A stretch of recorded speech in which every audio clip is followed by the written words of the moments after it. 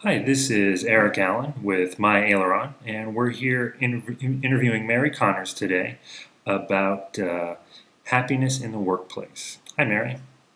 Hello, how are you today? Great. How are you doing? I'm excellent. Thanks ever so much. Well, a little while back, I read some articles about a study on happiness, and what they found or posited was that happiness can be transmitted even to strangers, almost like a flu virus, that proximity to positive people can actually elevate emotions of even strangers around them. And that got me thinking about offices at this time of year often tell people to get flu shots, to wash their hands, to stay home if they're sick because the flu virus is contagious. And I was wondering if happiness can be contagious in the office setting. Is there something that can be done to let people catch the happiness virus, so to speak? Yeah, isn't that a wonderful thing if there was such a virus? And it really kind of gives us pause for thought because happiness, I believe, is contagious as well as any aspect of related to being sad. That also is contagious, and we can see by a lot of the data that is currently online that people join social networks to catch some of the level of contagiousism. But, happiness is really a state of mind or a feeling that one has about oneself, one's environment, one's sense of satisfaction with the current state, the joy one has in life. And there's lots of corollaries that relate to individual happiness. A happy marriage, whether one has children or doesn't have children, the level of income, and most certainly, job security is a form of happiness because, again, it is a state of mind or a feeling that individuals have. So if one individual is happy, can that person spread it to others? Yes, and the data shows that to be true. Well, can a leader do anything to sort of implement a system of positivity? Can if a CEO is a very positive and gregarious person, is there a way to implement a system of happiness, so to speak? And would there were a quote unquote happiness button that a CEO could press and all of a sudden, pow, their organization would be a happy organization. That's not quite the way it works, but a CEO or president has incredible power to provide the environment where individuals within that environment can create his or her own happiness, and that happiness then becomes contagious. And this is one of my passions, which really focuses on the role of the president or the CEO to really look at the culture of their organization and use the culture as a vehicle for creating that environment where people can find a level of happiness. What would be something they could do to get closer to that? Oh, now you've got my real hot button because one of my passions really focuses on the role of the CEO in creating and managing the culture of their organizational environment. And a culture is nothing more than the way we do things around here. It's the social energy of any organization. When you go into an organization, you can feel the culture, you can smell the culture, you can see the culture. And you see it in the way people talk to one another, the way people dress, the way people interact with outside people coming in, the layout of the offices, how space is used, how parking spaces are used. All of those elements represent the culture of an organization.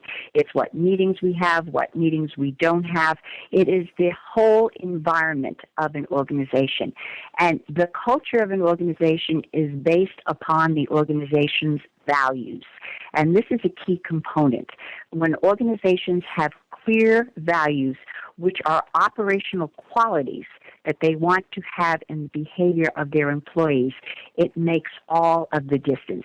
So a three-step prescription of how CEOs or presidents can create a healthy and or happy positive culture is number one, to clarify the values, their operational qualities that they want to see in their environment.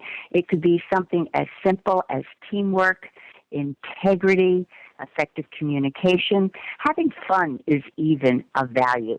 The second piece, after they're really clear about what values they want to have people follow within their organization, they identify specific behaviors that support each of those values. So teamwork, for example, is a word that we can throw out, and it has different meanings to different individuals. But if a CEO, a president, actually defines the behaviors that they want to see supporting a value of teamwork, it makes all of the difference, because people then see the behaviors that is expected of them. And then the third step, which rounds it out, is to hold people accountable. Hold people accountable to support the values and the behaviors as prescribed by the leadership of the organization. You hold them accountable in their performance reviews. You hold them accountable in their day-to-day operations. And the end game is that people will self-select. The people that like the culture, the values, the environment, they'll stay there. Right. They'll hang in there, and they'll attract other people. And the people that are not comfortable in that environment will deselect. They'll say, this is not quite the organization that I want to work for. The end game is that you have a healthy culture. A healthy culture creates a happy state of mind in individuals, and that contagion then spreads. Great. Well, that sounds much more like... Well, actually, much simpler than a method with milestones. What it sounds like is the leader has to embrace and live the culture they want. It doesn't sound like you can attach milestones and progress to it. I mean, it sounds really leader-based, sort of top-down kind of thing. Well, and it is to begin with, but what's amazing is that as it becomes part of the environment, people who live and own a culture and are happy in that culture, they take responsibility for the culture. So they will hold each other accountable to support that culture. And they will communicate to individuals when they're not living up to a value or belief system. I have seen that so very frequently. For example, in one organization, which is a manufacturing organization that I work with, the value of timeliness was really impeded because people worked on shift work, and they wanted to align the shift in the operation also with the office. So timeliness was a value, and the behaviors were clearly spelled out for everybody, to be on time, et cetera, all the elements that were important to them.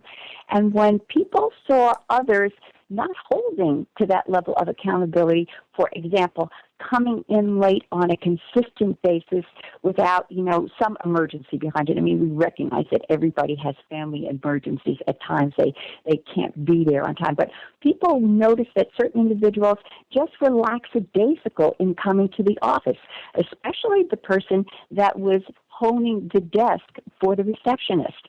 And that just did a negative mix on everybody around because visitors were coming in. There was nobody there.